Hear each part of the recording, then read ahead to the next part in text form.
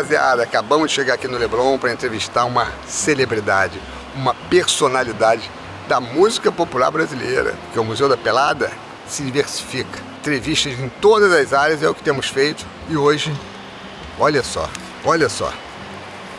Ney Matogrosso, um ícone da música popular brasileira, de quem eu sou muito fã. Olha, esse disco aqui, o professor Maurício Vasques descobriu. Tem uma música que no fundo tem uma torcida cantando e ele diz que está nesse grupo cantando. E a gente vai saber qual é a relação de Ney Matogrosso com o futebol, que é muito legal, a gente diversifica cada vez mais, não interessa a área. Nós queremos fazer entrevistas e aí a pessoa mostra lá a sua relação que tem com o futebol. Olha o Maurício Vasques aí. Ele que descobriu não que você está no disco, né? Quando eu comprei o disco e vi o encarte, aí eu vi que foi gravado num jogo do Flamengo-Guarani. E eu tava naquele jogo, eu tenho um ingresso em casa. Mais uma matéria, um padrão de qualidade. Nosso Viníciusinho, que é como ele assina, as charts. Eu acredito que essa vai ser uma imperdível. Aí é uma equipe. Claro, pô, pra você tem que ser uma equipe, né? Como é que tá? Tudo bem? Poxa, que orgulho. Olha só aqui. Não preciso dizer o quanto eu estou emocionado e feliz de poder estar aqui diante de você, que para mim, sem exagero nenhum, é uma lenda, né? Uma lenda da música. Eu atendo na parte de comunicação Rock in Rio há muitos anos, e na última reunião que eu estive com ele, era o Roberto Medina, se colocando na altura. Foi a grande revelação, né? Eu que abri o primeiro, né?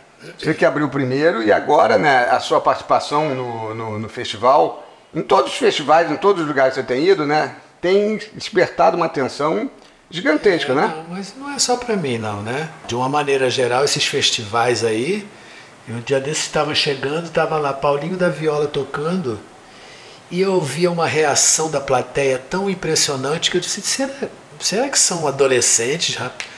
E era tudo gente nova, mas completamente enlouquecidos com o Paulinho da Viola. Eu fiquei felicíssimo quando vi isso, porque significa que nem tudo está perdido, não é isso? Exatamente, né? As novas gerações, né, reverenciando. O Museu da Pelada é muito isso. A gente faz matéria com os grandes jogadores para não deixar que os novos torcedores se esqueçam dele, ou conheçam ele, né? Conheçam esse trabalho. Só que diferente de alguns jogadores que não jogam mais, você continua em campo e brilhando, né? Tô aí ainda. E conta pra gente, pro início, assim, você, obviamente, Mato Grosso por conta de onde você nasceu, né? Não. Não? Quer dizer, indiretamente, porque isso foi o sobrenome que meu avô botou em todos os filhos que nasceram lá. Que isso, eu não sabia dessa. A gente sempre gosta de saber a referência, né? A sua referência na música, porque você tem um estilo muito próprio, né? Particular. Você se inspirou em alguém no início da sua carreira? Não, e a minha formação musical foi rádio, né? Então você vê que eu não sou preso. É verdade. Eu canto de tudo, sabe? De volta e meia vou lá nos anos 40. Não tenho problema. Eu gosto da música, sabe? Não faço questão de ser roqueiro, de ser nada. Eu sou um cantor que gosta da música brasileira e que canta de tudo que gostar, né? E você, menino, você gostava de futebol? Como é que é a sua relação com o futebol? Não, eu não era bom de futebol, mas meus amiguinhos todos gostavam de jogar futebol. E eu disse assim, olha, eu não estou afim de ficar tomando pontapé de ninguém, então eu vou ficar no gol, sabe? Então eu ficava no gol para ficar com os meus amigos, no campinho que tinha lá em Padre Miguel, perto da casa que eu morava. Mas era um bom goleiro ou não? Não sei, acho que sim, porque eles me escolhiam sempre, eles queriam que eu ficasse lá, né? Mas você, Padre Miguel, você fala aqui? Em Bangu? Eu fui criado aqui, Que legal isso, hein? E Bangu, né, é muito ligado ao futebol, né? Tem até o estádio, tinha já o estádio lá. Moça bonita. Mas eu fui criado aí em Padre Miguel. Fui criança solta, né? Porque antigamente não tinha essa história de criança não poder ir na rua, né? É verdade. Eu era solto com meus amiguinhos, era assim um bando de pivete, assim, sabe? E lá tinha umas fazendas de frutas que já tinham saído do contexto, porque era uma coisa assim só para vender fruta, né? Então Então tinha muitas frutas plantadas. Ficava aquele bando de pivete lá nas mangueiras, porque aí já não tinha mais dono, já estava, não sei se tinha falido, não sei o que era. Então a gente entrava lá e passava o dia inteiro lá comendo frutas, né? Que isso era relativamente perto da minha casa. E você tinha um time? Torcia por um time nessa época? Não, eu nunca torci por futebol nenhum, por nenhum time. É mesmo? Não. Yeah. Não tenho um time de futebol, não tenho uma escola de samba, não tenho um partido político, não tenho. Eu gosto de transitar solto, sabe? Para ir para onde eu quiser. Esse é o melhor dos mundos, é esse. E na música, quem te encaminhou? Olha, não sei, na música, meu pai comprava muito disco. Então, fim de semana, ele ficava ouvindo aqueles discos, e era aqueles pretinhos assim, né? E aquilo me aborrecia, aquelas cantoras, aqueles cantores. Mas hoje em dia é muito bom, quando eu quero acessar a memória, eu vou lá direto, sabe? Então a minha formação musical foi rádio e disco, né? Agora, na forma de se apresentar, com as suas roupas, isso aí não era... Não, isso eu tirei do nada. Foi do nada, né? Eu não queria perder a minha privacidade. Então eu achei que se eu pintasse a minha cara... E foi verdade. Nós fizemos o show do Maracanãzinho com Secos e Molhados. No dia seguinte eu estava na praia, jogado. E as pessoas falando de mim lá, né? Ninguém sabia que era eu. Tava surgindo o Kiss, teve o David Bowie naquele pin-up, todo pintado também. O de vocês parecia mais um kabuki. O nosso era um kabuki. Eu fiz baseado no kabuki, né? Que eu morava em São Paulo, vivia na Liberdade e via muita foto do Teatro Kabuki, né? Não reproduzi, porque o kabuki é colorido, né? O meu era só preto e branco. Tinha sempre aquela coisa. O meu era só para tapar, para não saberem quem eu era mesmo. E a coisa de colocar a música de Vira. Vira era uma coisa tão cafona naquela época e virou um sucesso danado. Olha, mas eu acho que o ponto de vista ali do Vira é uma coisa infantil. Eu acho que foi esse o baque do Secos e Molhados, que ele chegou nas crianças, sabe? Chegou nas crianças. E aí, como é que alguma coisa que está agradando as crianças vão tirar de circulação? Porque naquela época as músicas eram muito... com o João Ricardo usava muito poeta. Então isso não deu problema com censura, as letras. Mas não sei como não deu problema com censura, porque nós cantamos uma música chamada, no disco tinha uma música chamada Primavera nos Dentes. Eu não entendo como é que essa música passou, como é que essa música foi liberada. O Tem Gente com Fome, que seria desse disco também, eu só consegui liberação para ela em 85. Olha, de 73 a 85. Todo ano eu mandava. Mas eu acho que a performance no palco era muito mais suscetível de censura, porque os militares iam achar uma loucura aquilo. Pois é. Mas e você teve muito mais problema depois na carreira solo. Não, mas naquela época teve também, eu tive também. Quando nós fomos, a primeira vez que nós fomos a Brasília, Secos e Molhados, eu vi assim, numa capa de jornal, atenção! Não sei a quem, as autoridades, tá? Alertando as autoridades. Os andrógenos estão se aproximando de Brasília, que éramos nós e Alice Cooper. Caramba, que coisa maravilhosa. Foi em 74. Pois é. E aqui, ó, só, estamos falando de Secos e Molhados, ó. Pois é. E como é que foi a formação desse grupo? Vocês eram amigos mesmo? Se conheceram? Não era amigo de ninguém. Quem conheceu eles foi a Luli. A Luli? Porque a Luli era minha amiga. A Luli eu vivia na casa dela. Tem muitas letras, né, dela, né? Sim, o Vira é dela. O Fala é dela, né? Então isso, eu trabalhava na casa da Luli, porque ela tinha um quintal de terra enorme. E eu podia sujar com as minhas colas, com os meus vernizes e as minhas tintas. E eu ficava lá no quintal da casa dela trabalhando. Quando faltava algum aluno, porque ela dava aula de violão, ela me chamava e me obrigava a cantar.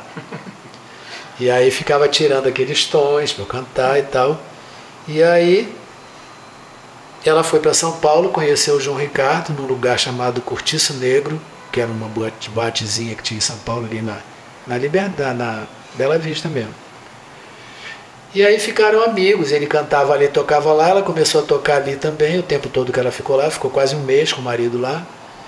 E aí eles se encontraram, se conheceram, compuseram o Fala e o Vira. Né? E a Luri voltou, porque eles disseram para ela que eles queriam montar um segundo Secos e Molhados, já tinha tido um com uma mulher. Ah, tá. Mas eles não queriam uma mulher, eles queriam um homem. Mas eles não estavam conseguindo encontrar um homem de voz aguda, porque era um trio. Eu tinha que cantar lá nas alturas, né? E aí ela disse, mas esse que você está querendo aí, está lá no meu quintal trabalhando. Se você quiser conhecer, é só você ir lá. Aí eles vieram aqui, eu cantei uma música para ele, só que eu cantava Geraldo Vandré, né? Porra, Geraldo Vandré. Então ele odiou a música, mas gostou da voz. E aí me convidou. Aí eu disse que eu ia. Passados alguns meses eu baixei lá. E a gente tá vindo para cá, o Daniel Planel, ele falou, ele estava lendo que a Rolling Stones, né, cita sua voz como, né, uma das 3 mais poderosas, mais lindas, né? Isso é muito bacana, né? E aí, vai falando em futebol um pouco, esse disco aqui, o professor e o Marcos Vinícius, né, falaram, você acha que tem uma relação com futebol, sim. Tem essa história, que é um cara que trabalhava numa multinacional que foi ver um jogo de futebol. E o Negão, a sua cintura agarrou e a Johnny beijou. Não é desse aqui. A letra está dentro. Ah, não, tá aqui tá escrito Johnny pirou. Tá certo, isso aqui mesmo. Era uma tarde de domingo, tinha muito sol, jogo do Flamengo Fluminense legal. O Johnny veio anunciado na geral, ele foi para o Maraca na geral, pela primeira vez sentiu a emoção de um gol. E aí entra a minha voz, gritando Mengo. Eu tava aí no encarte. O dele não tem encarte, meu tem. Deve ser, deve ter, vai ter. Agora, você estava explicando essa música, ela foi... Confundiram esse Johnny com... Como é que foi essa história? Não, foi proibida, não podia tocar no rádio. Isso foi, podia gravar, mas não podia tocar em rádio. E aí nós fomos atrás para entender isso, por quê? Porque é uma sátira, não tem nada... Mas é porque o Negão agarrava o Johnny. E o Johnny era o filho do presidente, que trabalhava numa multinacional, e eles achavam que podia ser uma alusão ao filho do presidente, que absolutamente não era, sabe? Aqui, olha, torcida do Mengo na decisão Flamengo-Guarani. Eu estava nesse jogo. Então a minha voz... É legal. Então não foi aqui na gravação, mas estava lá. Não, a torcida foi gravada e fica aquele Mengo no meio Mas aquilo foi gravado para a música? Foi, é o que está escrito aqui. Eu não sabia, eu achei que torcida do Mengo na decisão do Flamengo-Guarani. Eu tinha até o ingresso. Legal, porque quando comprei o disco eu estou vendo coisa, certo, mas então você estava lá no jogo de futebol. Estava no jogo de futebol. Era uma tarde, domingo, tinha muito sol, jogo de Flamengo Fluminense legal. O Johnny viu anunciado no jornal, foi para o Maraca Cidade Geral. Pela primeira vez sentiu a emoção de um gol. Aí começa a descrever um lance, o goleiro apaixonado nem sequer reparou quando em suas pernas a bola entrou e o Negão...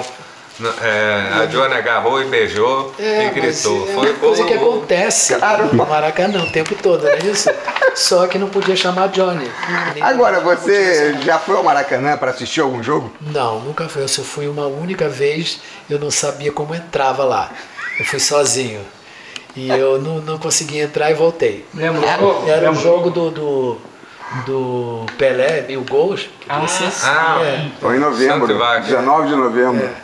Você estava lá? Não, eu não consegui entrar, não sabia onde entrava, eu nunca tinha ido lá. Você tentou e não conseguiu. Não consegui entrar porque eu não sabia por onde entrava. Agora, qual foi o seu disco que mais vendeu? Meu, sozinho? Porque eu tenho aquele caçador, né, de pérolas, né? Pescador de... Pô, isso é lindo, né? É lindo, mas não é o mais popular. Esse aqui foi eu acho que é o Bandido, não?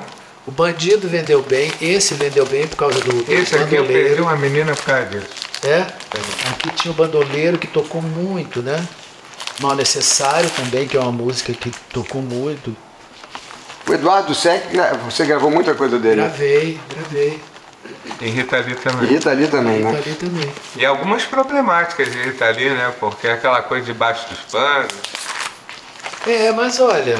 Aquela Casa Cai, Uai Uai. O Uai Uai também era proibido de ir pra tocando errado. Mas engraçado, deixaram passar no disco. Tá gravado, mas não pode... Porque eu tenho disco Esse da aqui Blitz foi o que abriu mesmo pra mim, foi o bandido, é. Mas Olha aqui foi. essas orelhas. Essas orelhas não existem, você mandei um joalheiro fazer pra mim. Cadê? Aí, já nas orelhas do príncipe submarino. Cara, que sensacional isso. O bugre é o mais tecnológico, né? Que aí um crítico, eles nunca conseguiram alcançar para onde eu ia. Eles assim, o disco mais tecnológico ele bota o nome de bugre. Não tem nada a ver uma coisa com a outra. Azar dele, né? A crítica é sempre. Esse aqui, esse é o tipo, esse que é do Sec, não confundi. Ah, o seu tipo é do Sec. A música é do Sec e do Luiz Carlos E a Gomes. capa é irreconhecível. Porque cara lavada. Não, foi a primeira vez que eu fiquei de cara lavada assim numa capa de um disco, né? Você não tem o primeiro, né? O Homem de Neandertal. Não tem. E nós estamos falando desses chifres que eu usava nos Porque ombros. você trabalhou com artesanato. Né? Sim, mas essas roupas eu não fazia porque eu não tinha tempo para fazer. Eu Bom, já não tinha um mais. super artesão maravilhoso. Que ele dizia assim, eu falei daquela roupa, ele disse assim, olha, eu quero o seguinte, eu quero que aqui dos meus ombros saia aquele chifre que faz curvas e que eu possa fazer isso, ele prende aqui. Se eu solto, ele vira uma asa atrás. Caraca. E aí ele disse, mas o que significa isso? Eu disse, olha, eu vi que nas tribos africanas eles usavam ossos e chifres como protetores, como para-raios protetores. E eu vinha tão inseguro naquela hora, que foi o primeiro trabalho que eu fiz sozinho, né? Que aí eu resolvi me botar os para-raios todos e... Mas deu certo. Esse aqui eu acho muito legal, pelo grupo, né, que tá, né? Esse aqui é um agente... Arthur Moreira Lima, Rafael Rabelo, Moreira, Rafael Rabelo, Paulo Moura e Chacal. e Chacal, olha isso. É uma banda assim que eu achava que eles nem iam me aceitar, sabe? Porque eu vinha de uma coisa tão diferente do que foi esse show, né? Mas foi muito bom. Isso aqui foi um resultado muito maravilhoso. Isso aí pra mim, esse disco aí eu acho ele... Talvez... Eu tocando com o Paulo Moura, o da Cor do Pecado, eu ouvi em Nova York, numa rádio que só tocava jazz. Que só tem eu e ele. E ele tocava pro lado dele e me largava. E eu dizia assim, Paulo, você tem que em algum momento chegar em mim para eu entender onde eu tô, né? Pelo menos dar uma nota próxima da que eu tô cantando para eu saber onde eu estou, né? Mas eu adoro esse disco, gosto muito do resultado dele também. Eu gosto de tudo que eu fiz, né, gente? Porque senão eu não teria feito, né? Porque quanto tempo demora para fazer você fazia um por ano? Chegou a fazer um por ano, era obrigado por contrato. São 25 discos e mais 9 ao vivo. Muita os coisa, contratos me obrigavam a gravar um disco por ano. Que eu acho que nem compositor é capaz de fazer um disco por ano bom, né? Difícil. E você chegou a compor alguma coisa também? 2 letras só, mas não é a minha, não. Não é a minha, não. Agora, não sei se você respondeu, o que mais vendeu, qual foi? Esse? Porque esse também teve uma coisa a favor dele. Quando o disco saiu, a Mesbla fez uma vitrine inteira para a rua com essa foto aberta. Caramba, A vitrine inteira. Aí a censura chegou lá e disse que não podia ter aquela vitrine, tirasse tudo e metesse tudo num saco preto. Não era a cabeça deles, não era essa? O disco da Gal também, que ela cantava Índia, também passou pelo mesmo problema. O que aconteceu? Enfiou esse saco, esse disco no saco preto, por aí pronto, já chamou atenção. Aguçou a curiosidade ainda mais, né? Sim, aí todo mundo queria saber o que tinha aí dentro, né? Que era tão que não Olha podia que legal. mostrar. É lindo, né? Tinha um fotógrafo que te acompanhava? A Marisa Alves Lima. Marisa Alves Lima. Álvares Lima. O seu show esse do Rock in Rio, esse que você abriu, como é que foi? Como é que foi isso? Como é que você recebeu esse convite, né, para abrir um... Olha, eu estava fazendo aquele show no Circo Tiani. Caramba. Que lotava diariamente. É um circo imenso, que tinha assim uma parte toda da frente de poltronas de veludo e as arquibancadas, Então a gente podia cobrar, eu não sei o preço, porque o dinheiro já mudou todo, né? Mas a gente cobrava um ingresso caro para essa frente aqui e a geral era muito barata. Então, como era ali na Praça 11, vinha gente do Rio de Janeiro inteiro assistir. E aquilo foram 6 meses com aquele teatro, aquele circo lotado. Aí te convidaram pro show, para abrir o festival. Sim, aí, mas eu achei que era por isso. É. Porque estava fazendo um show de muito sucesso. Aí como é o nome dele? Medina. O Medina mandou me convidar para eu ir lá no escritório dele, que ele queria falar comigo. Aí me convidou para fazer isso. E hoje você tem feito, até o Bernardo falou que você está gravando com o Guilherme, né? Com o Guilherme G, é isso? Sim. E tem tido... A gente abre o jornal ontem, acho que no Globo também, teve uma matéria sua, né? Você continua... Como é que é a sua relação com a mídia? Ela te apoiou? Ela te cobrava muito? Olha, depende da mídia. O Jornal do Brasil não publicava nem meu nome, porque dizia que não publicava nome de travesti. Eu disse, pô, mas eu nunca fui travesti, cara. Sabe? Mas eles tinham isso. E o Jornal do Brasil, hein? Jornal do Brasil, mas cadê o Jornal do Brasil? Acabou e eu tô aqui. Em que eu não podia escrever meu nome. Que babaquice. E o que você tem agora pensando para frente? O que você já está produzindo? Olha, eu tenho feito tanta participação com tanta gente que na hora que isso tudo aparecer as pessoas vão tomar até susto de tanta coisa que eu fiz. Mas isso com gente conhecida, gente desconhecida, gente do interior do Brasil, gente do interior do Paraná, do interior do... Mas eu gostando da música eu canto. Agora, quem é a pessoa que hoje você tivesse que agradecer por ter apostado em você? Assim, de te dado A primeira pessoa que me apostou em mim foi a Lully. Foi a Lully, né? Não só apostou, como me empurrava. O Paulinho Mendonça também, o que fez o Sangue Latino. O Paulinho é meu amigo até hoje. Teve algum show pra você que, assim, até hoje, quando você fecha os olhos, você viaja nesse show? Que é aquele show que você considera marcante? Ou todos os shows pra você foram... Não, o Bandido foi especial porque foi o mais transgressor de todos, né? Foi o show mais ousado de todos e era assim, eu era muito sexualizado, sabe? Eu olhava para aquela gente e disse, eu quero trepar com essa gente toda, sabe? Era assim que eu me comunicava com eles, né? Então, você se considera um transgressor, uma pessoa que fazia... Graças a Deus. Né? Graças a Deus. Você pega e faz iluminação. Como é que surgiu esse troço? Para quê? Você estava insatisfeito com o que via ou era vontade de fazer uma coisa nova?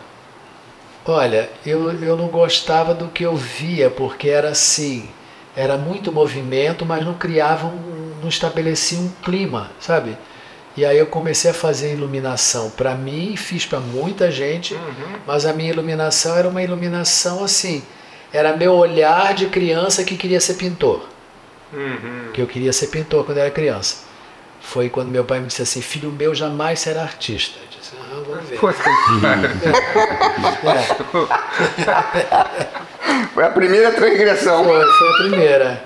Você nunca encenou, assim, porque as suas músicas você nunca foi convidado para trabalhar assim, em alguma peça? Já, mas teatro não dá. Teatro solicita tanto quanto a música, então eu não tenho essa disponibilidade. Mas eu gosto muito, mas eu faço cinema, que é uma maneira de exercitar isso sem ter o envolvimento de 3, 4 meses, né? Pra mim, sem brincadeira, eu acho você um cara muito foda, muito... Você se acha assim, quando você olha no espelho e tu fala, eu sou foda? Não, eu não me acho foda, mas eu sou uma pessoa que está no mundo fazendo o que gosta, né? Fazendo bem. E faço o que eu gosto. Eu acho que se eu faço bem é porque é o que eu gosto, sabe? Então eu sou assim, em paz com isso, sabe? Não estou passando por aqui, estou passando e estou deixando aqui minhas ideias, né? Porque a música é um veículo para ideias, né? E eu estou deixando as minhas ideias todas aqui, como isso aqui, né? Então eu tenho essa consciência, sabe? aquela sacanagem dos Trapalhões? Ah, eu me divertia muito. Não, eu ria tudo. Tudo isso eu ria. Nunca achei que eles estavam me debochando, nem sendo agressivos comigo. Nunca achei mesmo. Se eu tivesse achado, eu iria uma vez só e nunca mais voltava. Tanto que eu voltei várias vezes. Cada vez que eles acenavam com o dedo pra mim, eu ia. Você entrava na Eu brincadeira? curtia, eu gostava de ir lá. Eu me divertia muito com eles. Nunca achei que eles estavam de maldade comigo. Se tiveram algum dia, era tão oculto que eu não percebia. Eu achava que eles faziam era uma caricatura, que era o papel dele, né? Ele era uma caricatura de mim, né?